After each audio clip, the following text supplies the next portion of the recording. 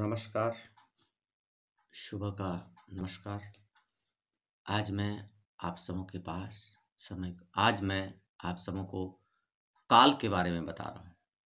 काल का अर्थ होता है समय। समय प्रत्येक प्राणी जो हैं कुछ न कुछ कार्य करते हैं और वह कार्य किसी न किसी समय में होता है। संसार के सारे कार्य मनुष्य समय में ही करते हैं।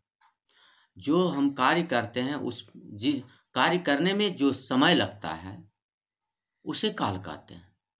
सामान्यतः कहा जाता है काल का शाब्दिक अर्थ होता है समय।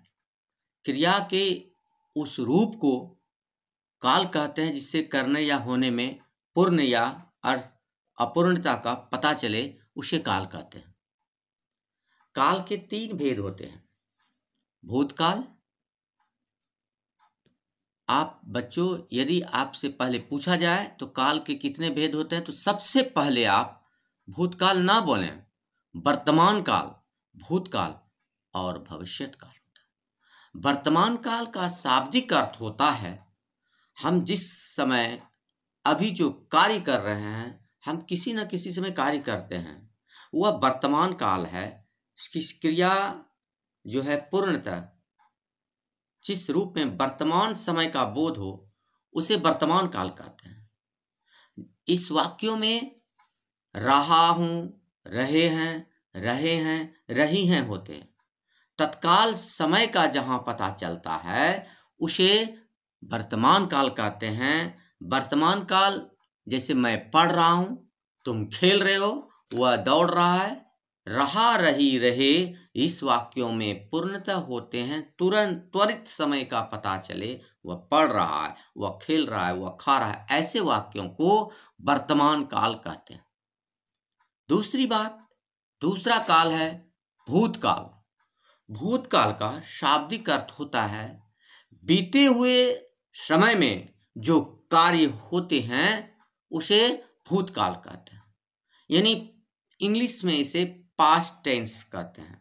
यानी भूतकाल जो समय, जिस समय से जिस क्रिया के जिस रूप से बीते हुए समय का बोध होता है उसे भूतकाल कहते हैं। मेरे प्यारे बच्चों, इस काल का परिचय है था, थे, थी। यानी जो कल मैंने खाना खाया था, कल मैं पटना गया था, इस वाक्यों में था, थे, थी का बोध होता है और था, थे, थी जहां पर लगे रहते हैं वह भूतकाल होते हैं।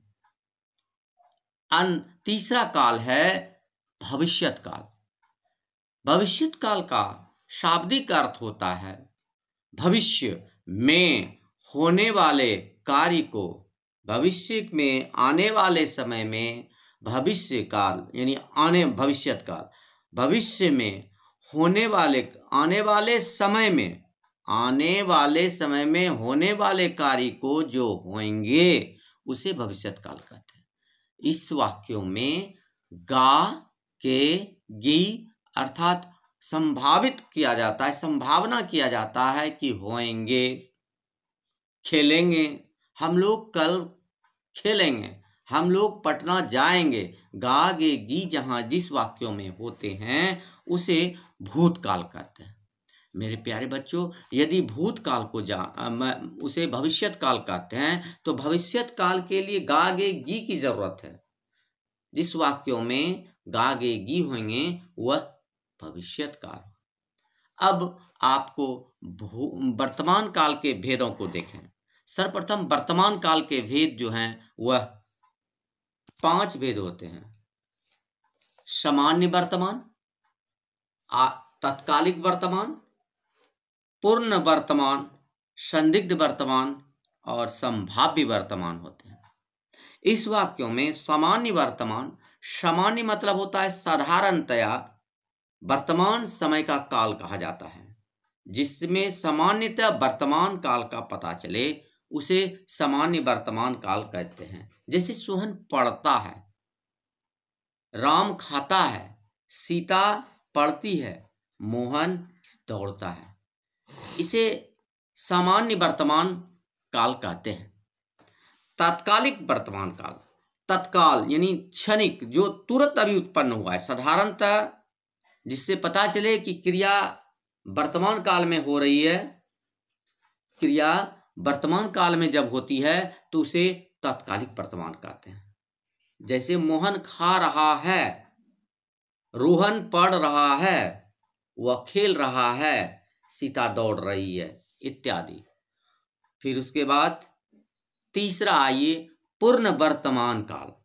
पूर्ण वर्तमान काल कि पूर्ण सिद्धि का जहां बोध होता है, कार्य को समाप्त हो जाने का पूर्ण वर्तमान काल, जिस वाक्य में वर्तमान काल के पूर्ण सिद्धि का बोध हो उसे वर्तमान काल कहते हैं। जैसे वह आया है, वह आ गया है, तुम पढ़कर आया हो, यानी पूर्ण रूपेण काम हो चुका है, पूर्ण वर्तमान काल है उसे। एक और सबसे अच्छा काल होता है वर्तमान काल में संदिग्ध। संदिग्ध का वर्तमान काल, जिस वर्तमान काल में क्रिया वर्तमान काल में रहेंगे, जिस वर्तमान काल में क्रिया के होने में संदेह की भावना होती है, छिपी रहती है, संदेह की भावना छिपी रहती है, उसे संदिग्ध वर्तमान काल कहते हैं। जैसे तुम पढ़ते होगे, सीता खेलती होगी, वह पढ़ता होगा, ऐसे वाक्यों को संदिग्ध वर्तमान काल कहते हैं। एक और काल देखिए संभाव्य वर्तमान। संभाव्य यानी होने वाले, जहां वर्तमान काल में पूरा होने की संभावना है, जहां कार्य वर्तमान काल में होने की पूर्ण संभावना है, वह संभाव्य वर्तमान काल कहते हैं। जैसे शायद वह आया होगा, शायद वह कुछ खाया होगा, ऐसा जब वाक्य बोलते हैं तो वह संभाव्य वर्तमान काल कहते हैं। मेरे प्यारे बच्चों, अब भूतकाल के विभिन्न रूपों को देखें। भूतकाल के भी 5 भेद होते हैं। भूतकाल में भी 5 भेद होते हैं, जैसे सामान्यभूत, आसन्नभूत, पूर्णभूत, अपूर्णभूत और हेतु मध्यभूत। सामान्यभूत क्रिया के जिस रूप से साधारणतया बीते हुए समय का बोध होता है, जो समय में कार्य हो चुका है, बीत चुका है, वह सामान्य भूत कहलाता है। अर्थात क्रिया की समाप्ति कब हुई, जब इस बातों का पता चलता है तो उसे सामान्य भूत कहते हैं। याद रखिएगा, इस कालों में गया, सोहन गया, यानी सोहन चला गया, मोहन आया, वह आया, सोहन आया, इत्यादि। इस प्रकार के वाक्यों में सामान्य भूतकाल कहते हैं। आसन्न भूत। आसन्न भूत क्रिया के जिस रूप से कार्य की समाप्ति निकट भूतकाल में होने की सूचना मिली हो, निकट भूतकाल में होने की संभावना हो, उसे आसन्न भूतकाल कहते हैं। जैसे गीता आई है, रीता पढ़ी है, सोहन गया है, मोहन आया है, इत्यादि। पूर्णभूत। पूर्णमस होता है पूरा, अर्थात क्रिया के जिस रूप से यह पता चले कि क्रिया काल बहुत पहले समाप्त हो चुका है, पूर्ण हो चुका है, क्रिया बहुत पहले समाप्त हो चुकी है, उसे पूर्ण भूतकाल कहते हैं। जैसे राम आया था, सीता आई थी, उसने खाना खाया था, यानी क्रिया पूर्ण रूप से समाप्त हो चुका हो, क्रिया खत्म हो चुका हो, उसे पूर्ण भूतकाल कहते हैं। एक और भूतकाल है जिसे अपूर्ण भूतकाल, जिस शब्दों में अ लग जाते हैं, अर्थात वह पूरा नहीं हुआ है, ऐसा भूतकाल जिस क्रिया की समाप्ति न होने की पता चले, जानकारी न मिले, जिस क्रिया के समाप्त होने की जानकारी न मिले, उसे अपूर्ण भूतकाल कहते हैं। जैसे राम आ रहा था, राम आ रहा था, आया नहीं था अभी तक, इसलिए अपूर्ण काल है, उसे पूरा नहीं कर सकते हैं। लक्ष्मण दौड़ रहा था, सीता पढ़ रही थी, अभी कार्य पूर्ण नहीं हुआ है, इसे अपूर्ण भूतकाल कहते हैं। लेकिन वाक्यों के अंत में था, थे, थी ही लगेंगे। वह खेल रहा था, क्रिया खत्म नहीं हुई है, वहां खेल जारी ही है, क्रिया अपूर्ण ही है, इसे अपूर्ण भूतकाल कहते हैं। अब एक अंतिम है जिसे हेतु हेतु मध्य भूत कहते हैं। क्रिया के समाप्ति होने का पता न चले, क्रिया के समाप्ति होने का पता नहीं चलते हैं, उसे हेतु हेतु मध्य भूत कहते हैं। जैसे मैं जाता, सोहन पढ़ता, इससे पता चलता है कि क्रिया समाप्त नहीं हुए, वह जा ही रहा है, सीता पढ़ रहा है, सीता खेलती, वह सोते। इस प्रकार के वाक्यों को हेतु हेतु मध्य भूत कहते हैं, जिससे क्रिया समाप्ति का पता नहीं चलता है। यह भूतकाल के 5 रूपों का अलग अलग रूपों में आपने चित्रण किया है, उसे भूतकाल कहते हैं।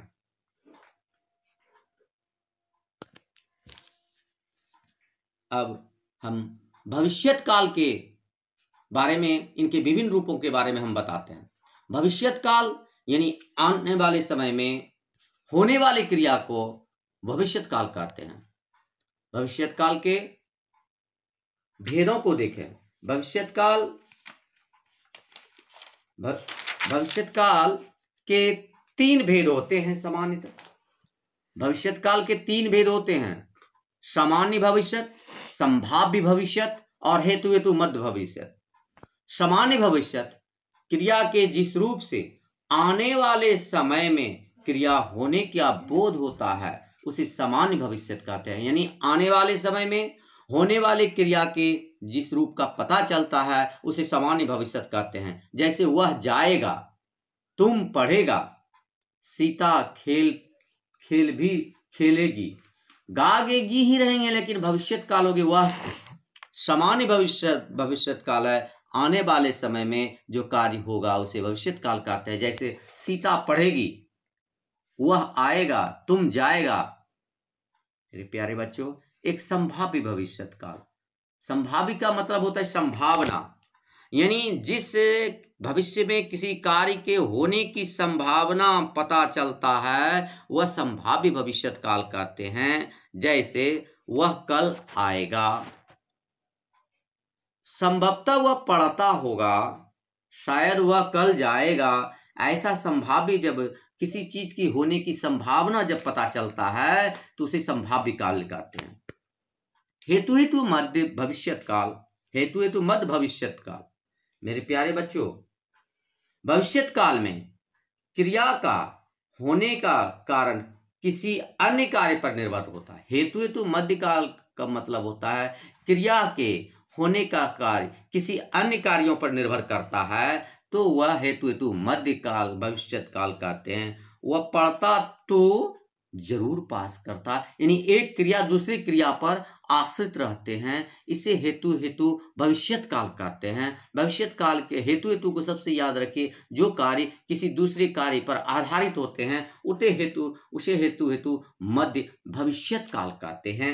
वह खेलता तो जरूर प्रथम आता, वह दौड़ता तो प्रथम आता, मैं पढ़ता तो अवश्य पास करता, सीता खेलती तो वह प्रथम आती। इस प्रकार वाक्यों को हेतु हेतु मध्य काल कहते हैं, भविष्यत काल कहते हैं। हेतु हेतु भविष्यत काल के लिए क्रिया दूसरे पर आश्रित होता है। मेरे प्यारे बच्चों, आज मैंने आपको भूतकाल, भविष्यत काल, वर्तमान काल, भूतकाल और भविष्यत काल के बारे में बताया। इस कालों के बीच में आपको एक छोटी सी बात बता देता हूं। एक ऐसा वाक्य बनावें जिस वाक्यों में तीनों कालों का संगम हो। इस प्रकार के वाक्य को आप पूछ करके ये समझ सकते हैं कि एक ऐसा वाक्य कौन सा वाक्य होता है जिसमें तीनों कालों का संगम होता है। यह बहुत इंटरेस्टेड बात है। अगर इस वाक्यों को जाने तो सबसे पहला बात गौर से देखना। 100 साल पहले हमें तुमसे प्यार था, आज भी है और कल भी रहेगा। 100 साल पहले हमें तुमसे प्यार था, आज भी है और कल भी रहेगा। इस वाक्यों में भूतकाल, भविष्यत काल और वर्तमान कालों का संगम है। यह एक ऐसा वाक्य है जिसमें तीनों कालों का संगम है। मेरे प्यारे बच्चों, धन्यवाद। इस कालों को देख करके आप समझ सकते हैं, काल की पता को जानकारी पता कर सकते हैं।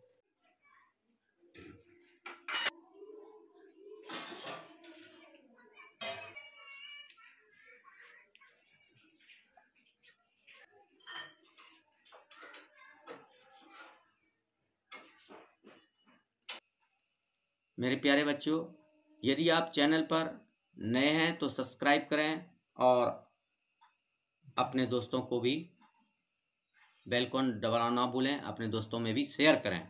धन्यवाद।